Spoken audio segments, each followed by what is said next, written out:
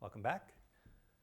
By exploring that applet, and I've drawn here what the initial function was. This was our initial f of x. It had a root at 0 and 6. And when I do f of 2x, I get a root at 0 and 3. We see that the root at 0 didn't change, but the root at 6 moved to being a root at 3. So the graph got squeezed horizontally or compressed horizontally, in this case by a factor of 2.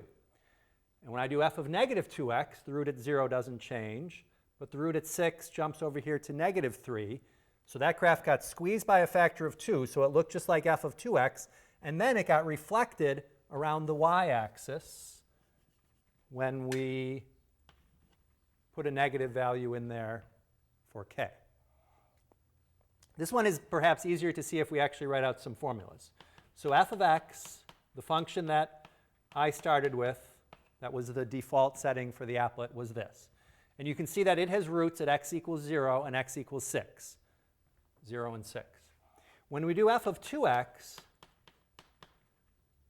what this function does is whatever you feed it, it puts it in two different places. So if you say f of pi, it will be pi times pi minus 6. If you say f of blueberries, it'll be blueberries times blueberries minus 6. So if you say f of 2x, it'll be 2x times 2x minus 6. Each of those x's gets replaced by the 2x. So now where are the roots? Well, this is still 0 when x equals 0. The root at the origin doesn't go anywhere. But what value of x will make this 0? That is now 3.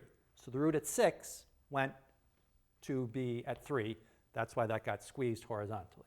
Similarly, if we do negative 2x, we're going to replace each of these x's by negative 2x. So now I get negative 2x and negative 2x minus 6. This is still 0 when x is 0. But now if you ask yourself, what is the value of x that will make this 0? The value is negative 3. So this root at 6 got squeezed to 3 and then flipped over here to negative 3. So if we want to summarize that, the graph of f of k, this should say the graph of f of x. Sorry. The graph of f of kx is the graph of f of x compressed horizontally by a factor of, we need to put the absolute value in here for the same reason as we did in the other one. Whether I do f of 2x or f of negative 2x, in both cases, that does a horizontal compression or horizontal squeeze. So by a factor of absolute value of k. And then if k happens to be negative, we also reflect the graph around the y-axis. So in both of these cases where the k was inside the parentheses, I hope you notice that we had a horizontal effect to the graph. You can see this graph, when it got squeezed, this low point stayed the same. There was no up and down movement here. Similarly here, no up and down vertical movement. Whereas in the first two examples that we looked at, where we were putting the k outside of the parentheses, in both of those examples, we did have something happening vertically, either a vertical shift or a vertical stretching. So now we could go back and answer that question that was initially posed about the function that I made up, 7 times 2 to the x minus 3 plus 4. We now know what all of those different things do. The 7 gives a vertical stretch, the 4 gives a vertical shift, and the minus 3 on the inside gives a horizontal shift of 3 units to the right.